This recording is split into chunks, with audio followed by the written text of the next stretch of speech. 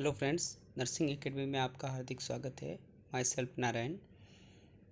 जैसा आप लोग को भी पता है कि नोटसेट का एग्ज़ाम बहुत जल्दी कंडक्ट होने वाला है, तो इसी को ध्यान में रखते हुए यहाँ पर मैं कुछ बुलेट पॉइंट्स की बात करूँ, कुछ इम्पोर्टेंट पॉइंट की बात करूँगा और कुछ इम्पोर्टेंट जो नर्सिंग एक्शन है उसके बारे में अपन बात करेंगे। तो आइए उनको देखते हैं। देखने से पहले अभी तक आपने मेरे चैनल को सब्सक्राइब नहीं किया है तो जल्दी से जल्दी सब्सक्राइब कर लीजिए और बेल आइकन को प्रेस करना ना भूलें, ताकि जब भी कोई नया वीडियो आए तुरंत ही आप लोगों तक पहुंच पाए। ठीक है, तो आज के अपन वीडियो में अपना देखते हैं फर्स्ट पॉइंट, स्नैक बाइट। तो फ्रेंड्स, जब भी ऐसा क्वेश्चन आता है कि स्नैक बाइट होने के बाद में तुरंत ही क्या नर्सिंग एक्शन रहेगा, या फिर कहीं अपन जा रहे हैं, कहीं रास्ते में जा रहे हैं, किसी विक्टिम्स को अपन ने देखा है कि उसको स्नैक बाइट हो गया है, तो उस समय क्या एक्शन रहेगा। तो ये बहुत बार क्वेश्चन पूछा गया है एग्ज़ाम के अंदर, इसीलिए मैंने इसको वापस यहाँ पे लिया है। तो इसके अंदर देखिए कि जब भी आपको ऐसा विक्टिम्स, ऐसा पेशेंट दिखता है कि जिसको स्नैक बाइट हुआ है, तुरंत आपको क्या करना है, move the patient to a safe area away from the snake and encourage victim to rest. सबसे पहले उस पेशेंट को अपने क्या करना है, सेफ एरिया के अंदर लेके जाना है। ठीक है, उसके बाद में उस पेशेंट को क्या करना है, रेस्ट के लिए एनकरेज करना है। ठीक है, उसके बाद में फिर अपने को जो मेडिकल सर्विसेज हैं उनको यूज़ करना है। तो सबसे पहले अपना एक्शन यही रहेगा, उसको सेफ एरिया की तरफ लेके जाएं और उसके बाद में उस पेशेंट को क्या करना है, जितना हो सके उतना अपने को रेस्ट करवाना है, ताकि जो पॉइजन हो वो पॉइजन पूरी बॉडी के अंदर सर्कुलेशन में मिक्स नहीं होवे। ठीक है, इसके बाद अपन नेक्स्ट देखते हैं। देखिए, सेल्यूलाइटिस मीन्स, यह भी क्वेश्चन काफ़ी टाइम पूछा गया, सेल्यूलाइटिस का मतलब क्या होता है। ठीक है, तो वहाँ पे 3-4 ऑप्शन दे रखे होते हैं, उन ऑप्शन के अंदर अपन कंफ्यूज हो जाते हैं। तो सीधा ही अपने को देखना है, सेल्यूलाइटिस का मतलब ये होता है कि डर्मिस और हाइपोडर्मिस, डर्मिस और डर्मिस से थोड़ा नीचे हाइपोडर्मिस के वहाँ पे स्किन इन्फेक्शन होता है, उसको अपन क्या बोलते हैं, सेल्यूलाइटिस बोलते हैं। ठीक है, इसके बाद में नेक्स्ट देखिए, इरीसिपिलिस मीन्स, इरीसिपिलिस भी एक टर्मिनोलॉजी है सेलुलाइटिस जैसा ही। इरीसिपिलिस मीन्स क्या होता है, it is an acute superficial rapid spreading inflammation of dermis and lymphatics. ठीक है, यहाँ पे देखिए डर्मिस एंड लिम्फेटिक्स के जो इन्फेक्शन होता है, इन्फ्लामेशन होता है वहाँ पे, उसको अपन बोलते हैं इरीसिपिलिस। ठीक है, डर्मिस और लिम्फेटिक्स। और सेलुलाइटिस के अंदर क्या आएगा, डर्मिस और हाइपोडर्मिस। ठीक है, इसके बाद में आप देखिए कि जब पेशेंट आईवी पॉइजन्स जो होते हैं, लिप्स से हो सकते हैं, ठीक है, रूट से हो सकते हैं, प्लांट, किसी प्लांट के, तो अगर उस समय अपने को पता नहीं है कि आईवी पॉइजनिंग है, ठीक है, एनीथिंग नॉट एनीथिंग से, है ना, तो उस समय अपने को क्या करना है, तुरंत ही अपना एक्शन यह रहेगा कि take a shower immediately, lathering and rinsing several times. ठीक है, क्योंकि क्या होता है आईवी पॉइजनिंग के अंदर क्या होता है कि जो जैसे कि लिप्स होती है, पत्तियाँ होती है, ठीक है, वो अपनी बॉडी की स्किन पे टच हो जाते हैं, या फिर ऐसे पॉइजनस जो ट्रीज होते हैं उनसे, तो उसकी वजह से एलर्जिक रिएक्शन हो जाती है अपनी बॉडी पे तुरंत ही। तो अपने को क्या करना है, अपने को शावर लेना है इमीडिएटली।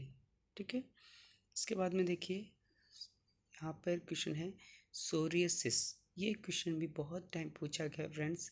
सोरियासिस, यहाँ पे क्वेश्चन इस तरह से पूछ सकते हैं कि सिल्वरी वाइट स्केल पेचेस कौन सी डिजीज के अंदर होते हैं, या फिर ऐसे पूछ सकते हैं कि सोरियासिस के अंदर कौन से लीजन्स होते हैं। तो यहाँ पे आंसर रहेगा silvery white scale patches is found in psoriasis. ठीक है, इसके बाद में देखिए क्वेश्चन आ सकता है कि इसके अंदर प्यूराइटिस इचिंग होती है या नहीं होता है।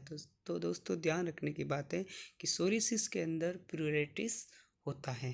ठीक है, इसके बाद में सोरियासिस के अंदर जो अफेक्टेड एरिया होते हैं वो कौन कौन से होते हैं, स्कैल्प होता है, एल्बो होता है, नीच होता है, सैक्रल एरिया, ट्रंक, ऐसे एरिया के अंदर सोरियासिस होने के ज़्यादा चांसेस रहते हैं। तो मेन चीज़ यहाँ पे ये है, सिल्वरी वाइट पैचेस होते हैं और प्लूराइटिस सोरियासिस के अंदर होता है। ठीक है, इसके बाद में देखिए नेक्स्ट देखिए diagnostic test of herpes zoster. जो हर्पीस जोस्टर वायरस जिसको अपन एडल्ट के अंदर सिंगल्स कहते हैं, इसका डायग्नोस्टिक टेस्ट क्या है। ठीक है, तो इसका जो डायग्नोस्टिक कंफर्मेटरी टेस्ट है वो है कि जो लीजन होता है उस लीजन का कल्चर किया जाता है ना, तो यहाँ पे आंसर रहेगा कल्चर ऑफ लीजन्स। नेक्स्ट देखिए मिलेनोमा। मिलेनोमा किसको कहते हैं वो चीज़ अपन देखेंगे। मिलेनोमा का मतलब ये होता है it is a pigmented malignant lesion originated in melanin producing cells of epidermis. It is highly metastasis and it is regular shaped lesion. तो इस लाइन के अंदर बहुत सारे क्वेश्चन निकल सकते हैं, जैसे कि सबसे पहली बात है कि क्वेश्चन दे दिया कि हाईली मेटास्टेसिस किस में होता है। ठीक है, तो उसके अंदर 3-4 ऑप्शन दे दिए, तो उसके अंदर मिलेनोमा है, तो मिलेनोमा का राइट रहना, क्योंकि यह हाईली मेटास्टेसिस होता है। ठीक है, इसके जो लीजन्स होते हैं उनका शेप कैसा होता है, इरेगुलर शेप होता है। और ये कहाँ से होता है, it is originating in melanin produce cell. जो मिलेनिन प्रोड्यूस करने वाली सेल्स होती हैं एपिडर्मिस की, उसके अंदर से ओरिजिनेटेड होता है। ठीक है, और हाईली मेटास्टेसिस होता है। मेन चीज़ ये ध्यान रखना अपने को, हाईली मेटास्टेसिस होता है मिलेनोमा। इसके बाद में देखिए एक्टिनिक किरेटोसिस। एक्टिनिक किरेटोसिस, एक्टिनिक किरेटोसिस क्या होता है, ये प्री मेलिग्नेंट लीजन्स होते हैं। ठीक, स्मॉल मेक्यूल्स और पेपिल्स से रीजन्स होते हैं। ठीक है, इसके अंदर क्या होता है, विथ ड्राई रफ एडरेंट येलो और ब्राउन स्केल। ये इसका भी क्वेश्चन आ सकता है कि एक्टिव केरेटोसिस क्या होता है, उसके बारे में लिखिए, उनके जो लीजन्स होते हैं उनके बारे में लिखिए। तो यहाँ पे ध्यान रखना है प्री मेलिग्नेंट लीजन्स होते हैं ये। ठीक है, स्मॉल मैक्यूल और पेपिल्स बनते हैं, उसके साथ ही येलो और ब्राउनी स्केली एडरेंट जैसे दिखते हैं। ठीक है, इसके बाद में देखिए फ्रॉस्ट बाइट। फ्रॉस्ट बाइट का मतलब क्या होता है वो देखिए। फ्रॉस्ट बाइट का मतलब ये होता है ए वाइट कलर और to the skin which is insensitive to touch. Frostbite बहुत ज़्यादा कोल्ड, एक्सट्रीम कोल्ड होने की वजह से अपनी जो स्किन होती है बिल्कुल वाइट कलर की हो जाती है, और जब अपन टच करते हैं तो वहाँ पे सेंसेशन लॉस हो जाता है, तो उसको अपन क्या बोलते हैं, फ्रॉस्ट बाइट बोलते हैं। ठीक है, फ्रॉस्ट बाइट के अंदर एक चीज़ और ध्यान देने वाली वो आपके बताना चाहूँगा कि जैसे अधिकतर क्या होता है कि जैसे फ्रॉस्ट बाइट हो जाता है तो लोग क्या करते हैं, स्मोकिंग करते हैं, है ना, कि इससे बॉडी के अंदर वार्म्स फील होगी और यहाँ पे सही हो जाएगा। लेकिन दोस्तों ऐसा नहीं करना है, फ्रॉस्ट बाइट के अंदर कभी भी स्मोकिंग नहीं करनी है।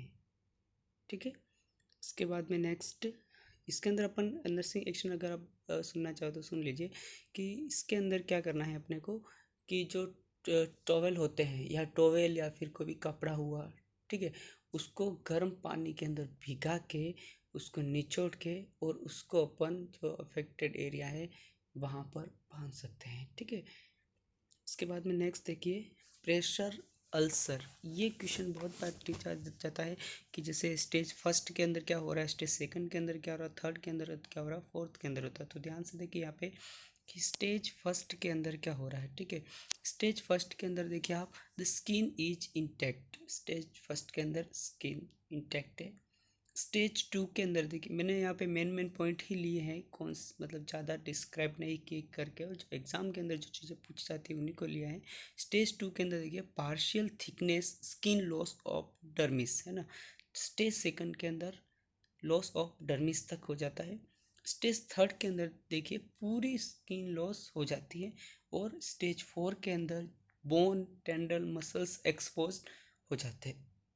ठीक है, तो वापस रिपीट कर रहा हूँ, स्टेज वन के फर्स्ट के अंदर क्या है, स्किन इंटैक्ट, ठीक है, बची हुई रहती है। स्टेज 2 के अंदर स्किन स्टार्ट हो जाती है, ब्रेकडाउन होना स्टार्ट हो जाता है। ठीक है, पार्शियल थिकनेस होता है, यहाँ पे डर्मिस का लॉस होता है। स्टेज थर्ड के अंदर जो स्किन की जो लेयर्स होती है एपिडर्मिस डर्मिस सब कुछ अफेक्टेड हुई है। और इसके बाद में स्टेज 4 के अंदर बोन भी एक्सपोज ना, बोन दिखने लग जाती है, टेंडन मसल्स इस तरह से बाहर दिखने लग जाते हैं। ठीक है, इसके बाद में देखिए इसेरोटोमिस। स्टेरेटोमी किसको कहते हैं? ठीक है, स्टेरेटोमी जो कंपार्टमेंट सिंड्रोम होता है उसको सही करने के लिए परफॉर्म्ड किया जाता है। ठीक है, तो एग्जाम के अंदर डायरेक्ट पूछा जाएगा स्टेरेटोमी क्या होता है। स्टेरेटोमी प्रोसेस होता है जो कंपार्टमेंट सिंड्रोम को रिलीव करने के लिए किया जाता है। ये ऑप्शन के अंदर होगा, राइट करना है। इसके बाद में इसके अंदर एक और क्वेश्चन बनता है, वो दूसरा ये बनता है कि जो स्टेरेटोमी करने के बाद में इसका बेस्ट इंडिकेटर क्या है, कि उससे अपने को पता चले कि अपनी जो प्रोसेस किया है वो सक्सेसफुल रहा है। ठीक है, तो that is return of digital pulse is the best indicator of success. ठीक है, डिजिटल पल्स जहाँ भी अफेक्टेड पार्ट है, कंपार्टमेंट सिंड्रोम हुआ है वहाँ पे पेरिसेटोमी की, उससे जो डिजिटल पार्ट है उसके अंदर अगर अपने को पल्स अच्छी तरह से फील हो रही है तो इसका मतलब अपना इस स्टेरेटोमी का प्रोसेस सही तरह से हुआ है। ठीक है, नेक्स्ट देखिए, fluid management during first 24 hours following a burn injury is RL solution. Burn होने के बाद, बर्न हुआ है पेशेंट जब एडमिट हुआ है तो उसके बाद में जो फर्स्ट 24 आवर्स है उसके अंदर कौन सा सॉल्यूशन अपन देते हैं स्टार्टिंग में, तो उस चीज़ के लिए तो ऑप्शन में RL NS से बहुत सारी चीज़ें होगी, तो अपने को क्या करना है वहाँ पे RL को राइट करना है। ठीक है, ये क्वेश्चन भी दिल्ली एम्स के एग्ज़ाम के अंदर लगभग पिछले 3-4 एग्ज़ाम्स में थे, 2-3 एग्ज़ाम के अंदर पूछा गया है। ठीक है, तो RL सॉल्यूशन राइट करना है। ठीक है, इसके बाद में देखिए, the primary goal of burn injury is to maintain. ठीक है, बर्न इंजरी वाला पेशेंट आया है तो उसके प्राइमरी गोल के, जब अपन नर्सिंग केयर प्लान बनाते हैं तो उस समय प्राइमरी गोल किसको रखेंगे, तो सबसे पहला अपना जो गोल रहेगा दैट इज एयरवे पेटेंट का रहेगा। इसके बाद में एडमिनिस्टर IV, इसके बाद में प्रिजर्व वाइटल ऑर्गन फंक्शन, और लास्ट रहेगा elevate extremity if not fracture present. तो ये सारे गोल वहाँ पे रहेंगे। ठीक है, तो प्रायोरिटी के अकॉर्डिंग जो ऑप्शन में दे रखे हैं उनको याद करना है और इसके बाद में वहाँ पे टिक लगाना है कि कौन सा ऑप्शन इसमें से दिया हुआ है। ठीक है, इसके बाद में नेक्स्ट देखिए, resuscitation slash emergency phase of burn. यहाँ पे अपन जो इमरजेंसी फेज ऑफ बर्न है या रिसक्सिटेटिव फेज है उसके बारे में देखेंगे।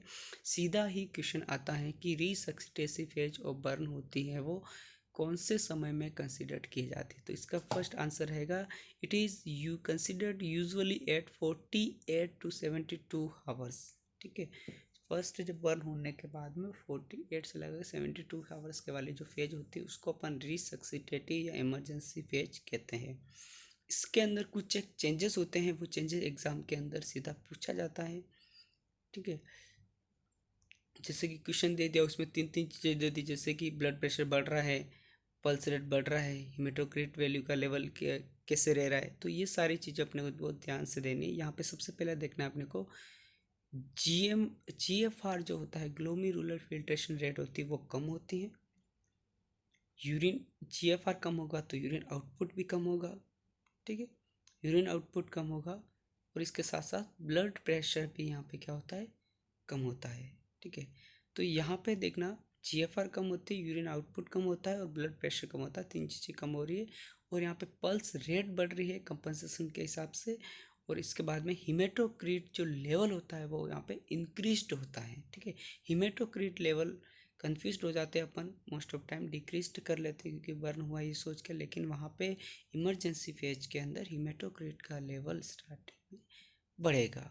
ठीक है, ब्लड प्रेशर डिक्रीज होगा और इसके बाद में पल्स रेट इंक्रीज होगी। यही कंडीशन अगर रेगुलरली ऐसे रहती है और ट्रीटमेंट सही तरह से नहीं मिल पाता तो पेशेंट शॉक के अंदर जा सकता है। ठीक है, इसके बाद में नेक्स्ट देखिए, हर्पीज जोस्टर वायरस के बारे में देखिए। हर्पीज जोस्टर के बारे में देखिए, herpes zoster virus can affect, herpes Jaurès जो वायरस होता है जो सिंगल डिजीज होती है वो किस किस पर्सन को हो सकती है। ठीक है, ऑप्शन के अंदर ऐसे ही करेंगे, किसको नहीं हो सकती, किसको होती है, एक्सेप्ट, इस तरह करके क्वेश्चन आ सकता है। तो आपने ध्यान रखना है कि ऐसा पर्सन जो कि कभी भी पहले वेरिसेला जोस्टर वायरस से अफेक्टेड नहीं हुआ है, ऐसे पर्सन को हर्पीज जोस्टर हो सकता है। ठीक है, इसके अलावा ऐसा पर्सन जिसका वैक्सीनेशन नहीं हुआ है तो उस पर्सन को क्या होगा, वो पर्सन अफेक्टेड हो सकता है। ठीक है,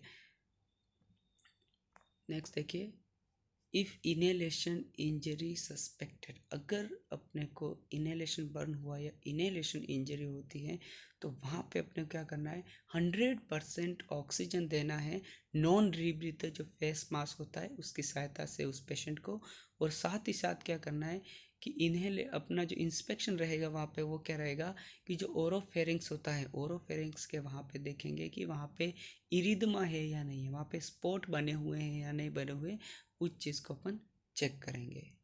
ठीक है, 100% ऑक्सीजन देंगे और नॉन रीब्रीथर जो फेस मास्क है उसको यूज करेंगे। ठीक है, इसके बाद में देखिए, ये बहुत ही इम्पोर्टेंट क्वेश्चन है और ये बिल्कुल ही पूछा जा सकता है नेक्स्ट एग्जाम के अंदर। देखिए, most reliable indicator of successful fluid resuscitation. ठीक है, जैसे बर्न के बाद में हुआ या डिहाइड्रेशन के बाद में हुआ कि अपने जो फ्लूइड थेरेपी हैं वो सक्सेसफुली हुए, उसका एक इंडिकेटर क्या, मोस्ट रिलायबल इंडिकेटर क्या है, तो उसके अंदर अपना जो आंसर रहेगा दैट इज यूरिन आउटपुट, है ना। ऑप्शन के अंदर होगा blood pressure, pulse rate, urine output, इस तरह से बहुत सारे कंफ्यूज करने वाले होंगे ऑप्शन होंगे, लेकिन अपने को सीधा ही आंसर देखना है। Most reliable indicator of successful fluid resuscitation is urine output.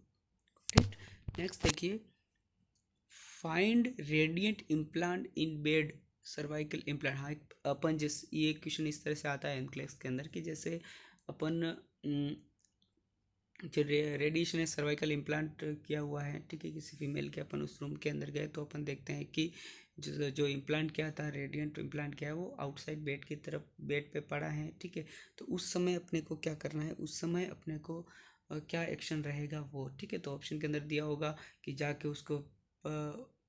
जाके उसको गेन करना है, डस्टबिन में डालना है, ग्लोव्स पहन के जाना है या कैसे जाना है। तो वहाँ पे नर्सिंग एक्शन ये रहेगा, pick up the implant with long handled forcep. Long handled forcep जो होता है उससे अपन पिकअप करेंगे और उसके बाद में उसको कहाँ रखेंगे, लेड कंटेनर के अंदर रखेंगे। ठीक है, तो ऑप्शन में ध्यान से देखना कि कभी कभार जो आगे वाला जो है लाइन है, pick up the implant with long handed forcep, ये तो दिया होगा, लेकिन जो नेक्स्ट लाइन है प्लेस्ड इन लेट कंटेनर जगह और कुछ दे दिया होगा, अपन जल्दी जल्दी में क्या इसको राइट कर देंगे, हाँ ठीक है, लॉन्ग हैंडल फोर्सेप्स को यूज कर रहे हैं। ठीक है, तो दोनों ही चीज़ें अपने को ध्यान में रखने की, पिकअप किससे कर रहे हैं और प्लेस्ड कहाँ पे कर रहे हैं। ठीक है, इसके बाद में नेक्स्ट देखिए, टेस्टिकुलर सेल्फ एग्जामिनेशन। जो टेस्टिकुलर सेल्फ एग्जामिनेशन है उसके बारे में जो एग्ज़ाम के अंदर पूछा जाता है वही 2 पॉइंट मैं आपको यहाँ पे बता रहा हूँ।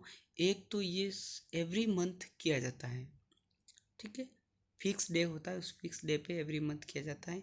और इसके बाद दूसरी जो ध्यान रखने वाली बात है वो है आफ्टर शॉवर, है ना, शॉवर बात लेने के बाद में जब स्क्रोटल जो स्किन होती है रिलैक्स हो जाती है, उस समय अपने को क्या करना है, टेस्टिकुलर सेल्फ एग्जामिनेशन करना है, ताकि कोई लम्फ या फिर ऐसी कोई चीज़ें हैं तो उसको अपन अर्ली फाइंड्स कर सकते हैं। ठीक है, इसके बाद में नेक्स्ट देखिए, जो कोलोस्टोमी करते हैं, है ना, एंड टू एंड एनास्टोमोसिस करते हैं कोलोस्टोमी, वो फंक्शन करना कब स्टार्ट करती है, तो वो 3 to 5 डेज लगते हैं उसका फंक्शन स्टार्ट होने में।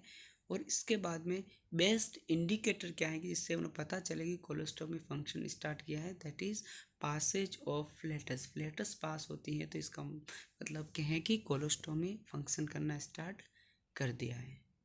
ठीक है, और ये 3 to 5 डेज लेते हैं स्टार्ट होने में। ठीक है, कंफ्यूज करने के लिए 72 आवर्स में निकाल के और इस तरह से भी दे सकते हैं क्वेश्चन के अंदर। ठीक है, इसके अंदर देखिए कि जो ब्लैडर कैंसर होता है, ब्लैडर कैंसर के अंदर जो मोस्ट कॉमन सिम्टम है वो क्या देखा गया है कि ब्लैडर कैंसर के अंदर जो मोस्ट कॉमन सिम्टम होता है दैट इज़ हीमेचूरिया, है ना। ब्लैडर कैंसर के अंदर हीमेचूरिया सबसे ज़्यादा सिम्टम देखा गया है। इसके बाद में ब्रेस्ट सेल्फ एग्जामिनेशन के बारे में देखिए, जो एग्ज़ाम के अंदर पूछा था दैट इज़ कि ब्रेस्ट सेल्फ एग्जामिनेशन कब किया जाता है। ठीक है, तो जब आफ्टर मैंचुरेशन के बाद 1 वीक, किसी बुक्स में 5 डेज भी दिया होगा, लेकिन अपने को ध्यान रखना है कि 1 वीक आफ्टर मैंचुरेशन एग्जामिनेशन किया जाता है। और यूजुअली जो एग्ज़ाम के अंदर रेंज में दिया होता है तो लगभग 7 to 10 डेज के आसपास दिया होगा। ठीक है, तो इसके आधार पे अपने को जैसा क्वेश्चन के अंदर दिया हो उसके आधार पे आंसर देना है। ठीक है, तो आज की अपनी क्लास यहीं तक है। जल्दी से जल्दी मेरे चैनल को सब्सक्राइब कर लीजिए। ठीक है, और इसी तरह से आशा करते हैं कि हम उससे जुड़ेंगे। इससे ही वीडियो आगे लेके आने वाला हूँ, जिसके अंदर सारे ऐसे बुलेट पॉइंट्स मिलेंगे जिसको आप क्या कि एग्ज़ाम सेंटर जाने से पहले 1-2 दिन पहले ही भी अच्छे से अगर इनको देखोगे तो काफ़ी रिवाइज्ड कर पाओगे, ठीक है। और कन्फ्यूज़न नहीं रहेगा, क्योंकि मोस्ट ऑफ एग्ज़ाम के अंदर ये रहता है कि बहुत सारा पढ़ लिया लेकिन लास्ट टाइम पे रिवाइज नहीं होने की वजह से थोड़ा इधर का क्वेश्चन उधर चला जाता है, उधर का आंसर ऐसे चला जाता है और गलतियाँ कर बैठते हैं, ठीक है। तो thank you so much everybody.